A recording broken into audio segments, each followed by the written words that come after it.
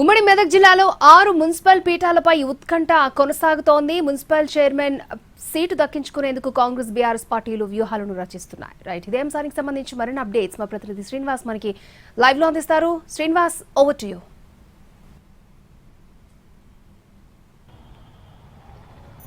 అక్షయ, నిన్నటి వరకు కూడా ఉమ్మడి మెదక్ జిల్లాలో 7 పీఠాలపై హంగు నెలకొంది. అయితే నిన్న ఇంద్రేశం మున్సిపాలిటీకి సంబంధించినటువంటి ఓ స్వతంత్ర కౌన్సిలర్ బీఆర్ఎస్ పార్టీలో చేరడంతో దాన్ని ఇంద్రేశం మున్సిపాలిటీ బీఆర్ఎస్ ఖాతాలో పడింది. దీంతో అక్కడ పటాన్చెరు నియోజకవర్గంలో ఉన్నటువంటి 5 మున్సిపాలిటీలో 3 బీఆర్ఎస్ కైవసం చేసుకుంది. మిగతా 2 జిన్నారం, ఇస్నాపూర్కి సంబంధించినటువంటి మున్సిపాలిటీలో హంగ్ ఏర్పడడంతో మాత్రం అక్కడ క్యాంప్ రాజకీయాలు నడుస్తున్నాయి. ఇక సంగారెడ్డి జిల్లాలో మిగతా మున్సిపాలిటీ ఏవైతే ఉన్నాయో ఇటు కోహిర్, జహీరాబాద్తో పాటు మెదక్ జిల్లాలో ఉన్నటువంటి మెదక్ మున్సిపాలిటీ, నర్సాపూర్ మున్సిపాలిటీలో మాత్రం ఈ క్యాంప్ రాజకీయాలతో మాత్రం రసవత్తరమైనటువంటి పోరైతే నడుస్తుంది. ఉమ్మడి మెదక్ జిల్లాలో మొత్తం 18 మున్సిపాలిటీలు ఉంటే అందులో ఇటు కాంగ్రెస్ పార్టీ సంగారెడ్డి, సదాశివపేట, ఆందోల్, అలాగే నారాయణఖేడ్, అలాగే రామాయంపేట, 5 మున్సిపాలిటీని అయితే కాంగ్రెస్ పార్టీ కైవసం చేసుకోగా బీఆర్ఎస్ పార్టీ మాత్రం సిద్దిపేట జిల్లాలో ఉన్నటువంటి చెరియాల, దుబ్బాక, గజ్వేల్ 3 మున్సిపాలిటీతో పాటు మెదక్ జిల్లాలో ఉన్నటువంటి తూప్రాన్, అలాగే సంగారెడ్డి జిల్లాలో ఉన్నటువంటి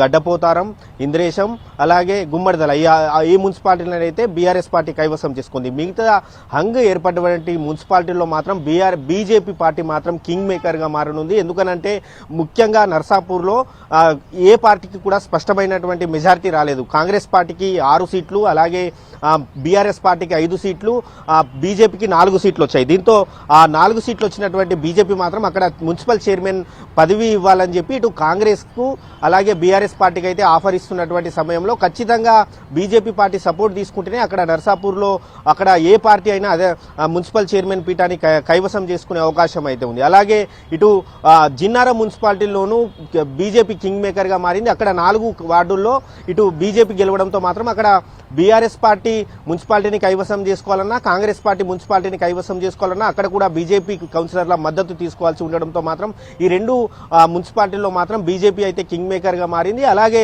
ఇటు కోహిర్, జహీరాబాద్ మున్సిపాలిటీలో మాత్రం కోహిర్ ఇప్పటికే ఒక్క మ్యాజిక్ ఫిగర్ కి కేవలం ఒకే ఒక సీటు దూరంలో కాంగ్రెస్ పార్టీ ఉండడంతో మాత్రం అక్కడ ఖచ్చితంగా కోహిర్ మున్సిపాలిటీ అనేది కాంగ్రెస్ కే దక్కే అవకాశాలు కనిపిస్తున్నాయి. ఇక జహీరాబాద్ మున్సిపాలిటీలో మొత్తం 37 వార్డులు ఉంటే అందులో 15 బీఆర్ఎస్, అలాగే 14 కాంగ్రెస్ పార్టీ గెలుచుకుంది. మిగతా 3 ఎవరైతే స్వతంత్ర అభ్యర్థులు గెలిచారో వారు కాంగ్రెస్ రెబల్స్ గా ఉన్నారు. దీంతో వారు కాంగ్రెస్ రెబల్స్ గా ఉండడంతో కాంగ్రెస్ పార్టీ వారిని బుజ్జగించి తిరిగి కాంగ్రెస్ పార్టీలో తీసుకునే అవకాశం ఉంది. అలాగే జహీరాబాద్ ఎంపీ సురేష్ షెట్కర్ అక్కడే ఎక్సాఫిషియో ఓటును కూడా నమోదు చేసుకోవడంతో మాత్రం జహీరాబాద్ మున్సిపాలిటీని కూడా కైవసం చేసుకునే దిశగా మాత్రం కాంగ్రెస్ పార్టీ పావులు కదుపుతుంది. ఇదే సమయంలో అక్కడ బీఆర్ఎస్ పార్టీ కూడా 15 సీట్లు గెలిచింది. మ్యాజిక్ ఫిగర్ కి 4 సీట్ల దూరంలో ఉంది. అయితే ఆ 4 సీట్ల దూరంలో ఉన్నటువంటి బీఆర్ఎస్ ఎవరైతే కాంగ్రెస్ రెబల్స్ గా గెలిచారో వారిని మున్సిపల్ చైర్మన్ ఆఫర్ ఇచ్చి వారిని బీఆర్ఎస్ పార్టీలో చేర్చుకుని ఆ తర్వాత ఎక్సాఫిషో ఓటు అక్కడ జహీరాబాద్ ఎమ్మెల్యే మాణిక్రావు బీఆర్ఎస్ పార్టీకి చెందినటువంటి ఎమ్మెల్యే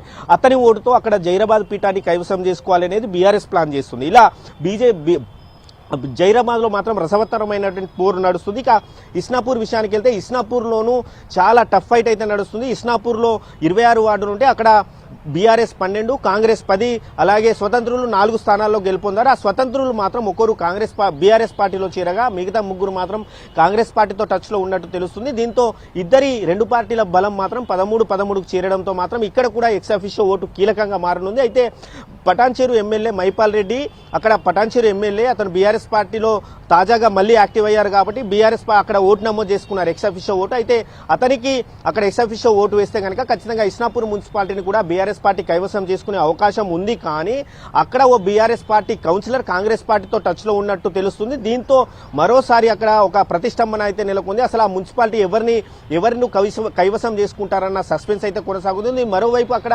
బీజేపీ పార్టీ నుంచి ఒక కౌన్సిలర్ కూడా గెలవలేదు. కానీ మెదక్ ఎంపీ రఘునందన్ రావు అక్కడ ఎక్సాఫిషియో ఓటు నమోదు చేసుకోవడంతో మాత్రం అసలు అతను ఏ పార్టీకి మద్దతు ఇస్తారనేది మాత్రం అక్కడ సర్వత్రా ఒక ఆసక్తి అయితే నెలకొంది. ఎందుకంటే జిన్నారం మున్సిపాలిటీలో అక్కడ బీజేపీ కింగ్ మేకర్ గా ఉండడంతో జిన్నారం మున్సిపాలిటీలో బీజేపీకి ఎవరైతే మున్సిపల్ చైర్మన్ పదవి